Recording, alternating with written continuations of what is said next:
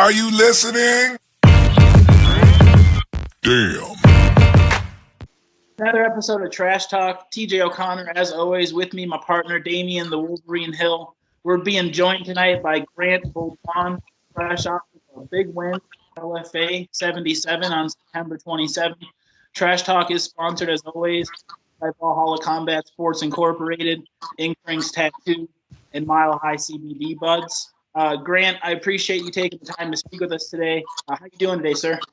Good. My pleasure to talk to you guys.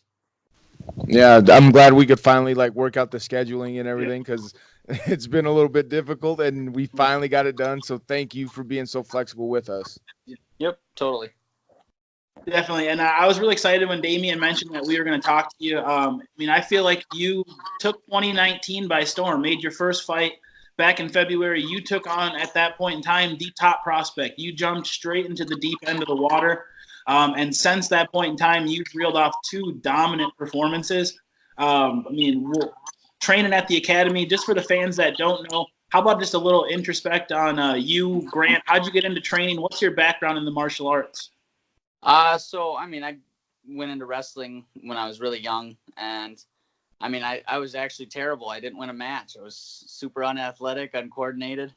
I was strong, but that was about it.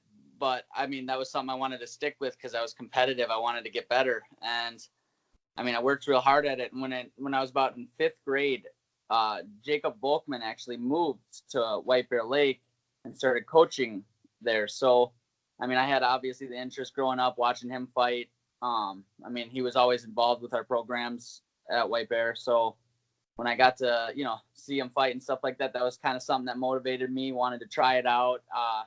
On top of that, I don't know. I just always, watched how dominant wrestlers are in the MMA world. And that's something that I just wanted to give it a shot and kind of found a new love for it again, Oh, yeah.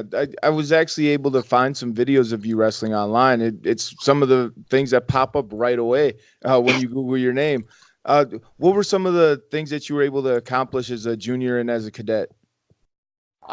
Those are the videos that popped up. So a lot of it was, multiple time Northern Plains finalist, stuff like that. There was another guy from Minnesota that I ended up always running into in the finals, Griffin Perriott. He was a pretty tough guy. I think he went on to wrestle at Purdue. But it was pretty funny because we trained at Pinnacle together. So we'd end up going to the same corner in between matches. So it was real awkward. They really weren't going to coach us there. Oh, that's crazy. That's funny. Do you find that your Greco-Roman wrestling has transitioned into MMA better, or has it been freestyle? What type of wrestling do you think has helped translate better in MMA? Definitely, having that kind of clinch style from Greco has helped me a ton. Definitely because always having that threat of throwing, a lot of the training partners I have, we always talk about it, like how they can feel when I'm starting throwing pressure, stuff like that they know a throw's coming. So they kind of back out. It's just having that mentality of being able to stay up top, upper body. Obviously I think I can always improve, especially with Muay Thai strikes from the clinch, but having that grappling threat right there has helped a ton. Yeah. Oh, yeah. And I feel like you see that in your style. And one of the things that I did not know that you brought up that explains a lot is mentioning how, at an early age, you had the pleasure of Jacob Volkman becoming your wrestling coach. I feel like that shows in your style. It shows in the transition to the academy of all places. What has been training like? The academy, arguably one of the top gyms in the state for, the last decade plus. What is it like getting to train every day in a room full of killers like that? How do you feel like that's helped you translate from becoming a wrestler into a mixed martial artist? It's been great. Especially with some of the guys we have in there that are very experienced.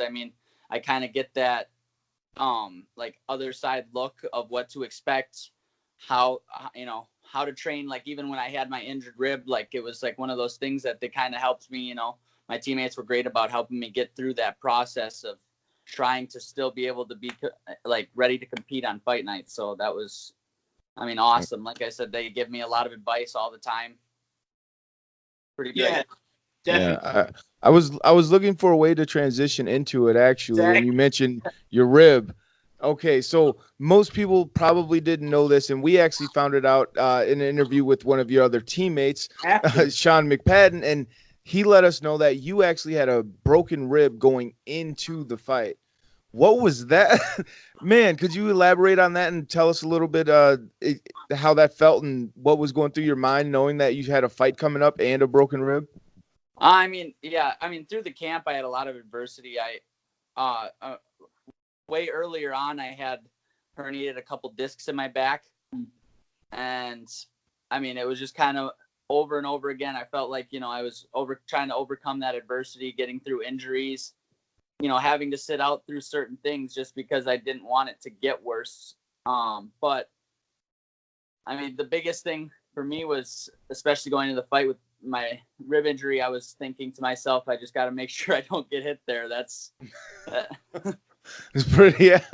Yeah, that's fair. That's pretty fair. I got a sore rib. Hopefully he doesn't find out and hit me in the ribs. I mean, that's definitely a great take. And you mentioned kind of off camera leading into it, just the mentality you had going from a wrestling background, how that incorporated again is just, you're always a little banged up, always a little bruised. This is the type of opportunity where the LFA, especially as an amateur, it doesn't come by often. Do these things all play part into making the decision to take the fight? Or was this just something where you knew nothing was going to stop you from taking the fight? Honestly, I want to fight as many times as I can. I had another fight lined up in November right away after, and I ended up having to say, no, I should let it heal. Yeah. But obviously when I believe I've already committed to something, I believe I should. Once I sign that contract, I believe I should be there. Yeah. Regardless of what it takes. That's the wrestler's mentality. I mean, I don't know how many fighters in the UFC and Bellator and other organizations have proven that time and time again. And you, sir, have it. I mean, but going into the fight, did you have to try and hide it? Were you afraid of giving it away to your opponent, like at weigh-ins or physicals and stuff like that? I mean, not necessarily. I mean, I just tried to minimize my movement before we actually had our adrenaline going, before we were pumped to fight. I just was trying to make sure it wasn't very obvious before. So, I mean, that was probably all I could really do. Yeah. And you guys turned out to be a really successful night for the academy. Yeah. Sorry, TJ. No, say very successful night for the team and then for yourself as well, especially because I remember speaking with Damian. We were live at those fights, and I was just impressed with the drive, the grit. You're able to control it at all points. I mean, it was clearly a dominant decision, and then to find out after the fact that you went into the fight compromised, I mean, I tip my hat to you, sir. One of my favorite things that you just said right now, though, is, you had a fight lined up for November, but you want to fight, you got to take some time off. You booked a fight for December, so you're literally itching to get back at it. You just need a little bit of time there to get healthy. Have you got back into training yet, or is this something where you're taking a little bit more time? I believe that probably about the middle of this week, towards the end of this week, I'll be getting back in. I'm going to try and ease into it as much as possible, but I want to get back to full strength as quick as I can. Definitely. Yeah.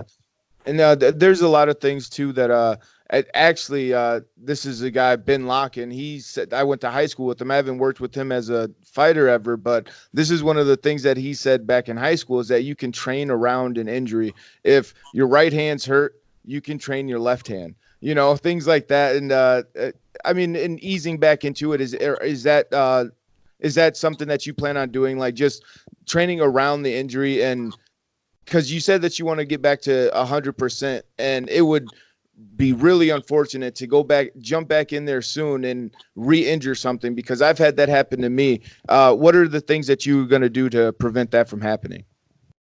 I mean, I just want to take it slow. Obviously, I want to see how it feels first, and if I feel like something's just too much, I mean, like a certain grappling, position of any kind, like if side control hurts too much or just whatever it may be. I mean, just try and take it easy and not push it too much just to minimize the pain. Because, I mean, obviously the pain is telling me that it's not supposed to be done right now and I should be waiting on it. But I just want to see how I feel. Yeah. So now leading into this fight, tell us a little bit more about that.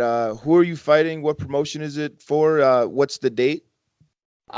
December 21st, Driller, Aymar Hernandez, I believe. Okay. And this is going to be at the Canterbury Park? Yes. Okay, sweet. Hell yeah, I'll be up there. Definitely. Those are always some of my favorite fights. They do right around the holiday season out there at Canterbury Park. Grant, again, I really appreciate you taking the time to talk to us. Number 5 in the Trash Talk rankings, and I do feel like the sky is the limit for you. Look forward to seeing you get healthy and get back into the cage. Just before we wrap this up today, is there any teammates, family members, sponsor, anybody you want to give a shout out who's been there for you leading up to this last fight and in recovery? 2 days following the last fight on the 27th, it was my grandfather that passed away's birthday. He was there for me no matter what I needed. I mean, 70 years old and he had cancer and he was driving me to wrestling tournaments. So yeah.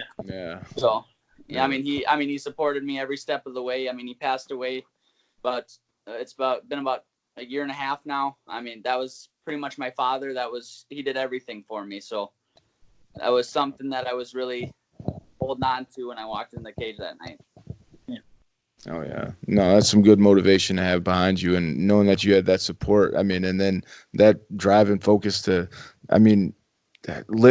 perform in memory of him. That's always an extra motivation that I feel that some people might not understand, but it's an extra driving force that I feel, inspires greatness.